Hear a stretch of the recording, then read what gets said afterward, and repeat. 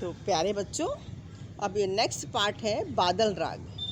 बादल राग में सूर्यकांत त्रिपाठी निराला जी ने बादल को दो रूपों में प्रस्तुत किया है। एक तो बादल नवीनता को लाने वाले हैं, नवजीवन देने वाले हैं, और दूसरा बादल जो है इसमें क्रांति दूत बनकर आया हुआ है। क्रांति दूत बनकर जो बादल आया है समाज में क्रांति लाना चाहता है। तो जैसे जनता जब त्रस्त हो जाती है, परेशान हो जाती है, और उस समय कुछ लोगों के द्वारा, समाज से सेवीकर्ताओं के द्वारा कुछ आंदोलन होते हैं, कुछ क्रांति लाते तो बदलाव आता है। उसी प्रकार से बादल भी दो तरह से है। एक तो पहला रूप उसका नया जीवन देने वाला है और दूसरा विप्लवकारी, प्रलयंकारी, बाढ़ वाला है, जो कि बदलाव को लाता है। तो अब देखिए, कवि को बादलों से विशेष स्नेह है। वो बादल राग पाठ में बादल के विभिन्न रूपों को यहाँ प्रस्तुत कर रहा है। पहला है तीरती है समीर सागर पर। इसको मैं पहले पद को लेती हूँ, ए विप्लव के बादल। विप्लव मतलब होता है विनाश, क्रांति, क्रांति के बादल। ठीक है, तीरती है समीर सागर से ए विप्लव के बादल, यहाँ तक का पद लेती हूँ।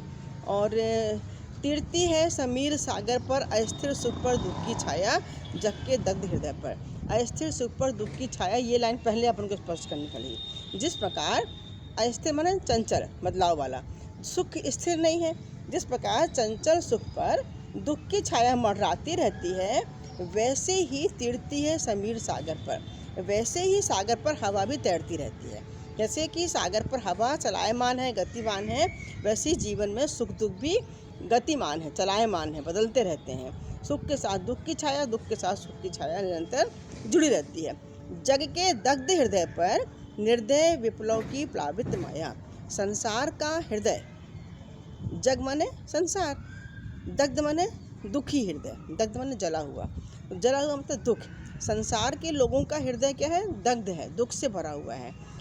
निर्दय विप्लव की प्लावित माया, और उसमें उस समय जब संसार का हृदय दग्ध है, दुख से भरा हुआ है, उस समय ये जो बादल हैं निर्दय, विप्लव, विप्लव की माया, परिवर्तन लाने के लिए विप्लव करने वाले हैं, विनाशकारी, क्रांति लाने वाले, प्रलयंकारी रूप में बादल हैं। यह तेरी रणतरी, किसके लिए कहा गया है? बादल के लिए। बादल युद्ध की नौका बनकर आए हैं, भरी आकांक्षाओं से। उस युद्ध की नौका में क्या भरा है? बहुत सारी आशाएं और इच्छाएं भरी हुई हैं।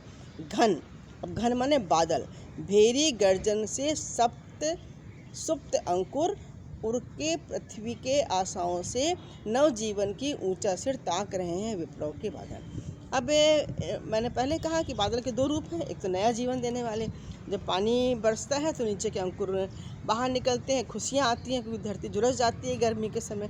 और दूसरा उसका क्रांतिकारी रूप है। तो यहाँ पर है भेरी गर्जन से सजग सुप्त अंकुर। भेरी गर्जन मतलब घोर गर्जना, बिजली, अभी क्रांतिकारी रूप हो गया। कि जब बादल घोर गर्जना करते हैं, बरसते हैं, तो क्या करते हैं कि उनके बरसने से जो धरती के अंदर अंकुर हैं वो सुप्त अवस्था में पड़े हैं, वो निकल आते हैं। उर में पृथ्वी के उर मतलब पृथ्वी के गर्भ में, उर मतलब अब गर्भ होगा, अंकुर बाहर निकल आते हैं। आशाओं से नव जीवन की, वो नए जीवन की आशा पाने के लिए बाहर निकल आते हैं। ऊंचा सिर करके मतलब बाहर निकल आए हैं, छोटे छोटे पौधे बन गए हैं और ताक रहे हैं, और वे बादल की ओर देख रहे हैं। मतलब जो धरती अभी जो फटी हुई थी उसमें एक नया समाज बन गया, नया जीवन बन गया। कैसा? हरा भरा।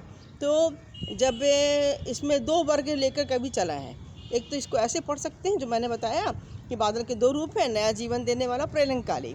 तो नया जीवन देने वाला ऐसा, जब वो गरजता है, बरसता है, तो अंदर जो सुप्त अंकुर हैं वो निकल आते हैं, और फटी हुई धरती है, जो शुष्क धरती है, वो हरी भरी हो जाती है। और वे बादल जो हैं, बादल की ओर देखते हैं, और छोटे छोटे से अंकुर पौधे बनकर, और उनको नया जीवन मिलता है। अब उसी प्रकार से एक वर्ग है समाज का शोषण, और एक है शोषित।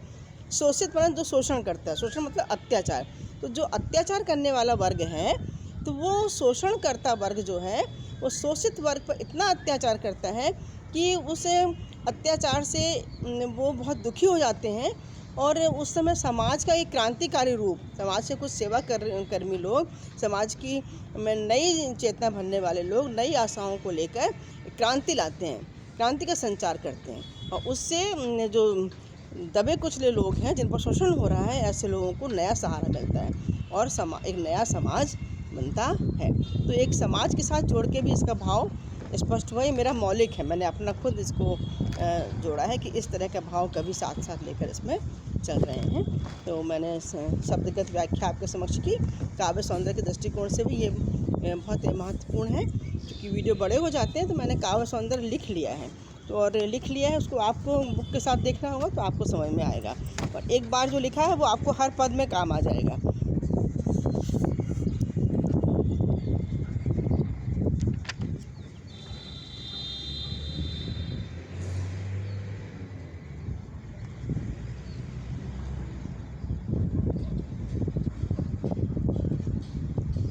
आपको समझ में आया हो बच्चों, तो इसको लाइक करें और शेयर करें और अपने सुझाव अवश्य हमें दें। Thank you.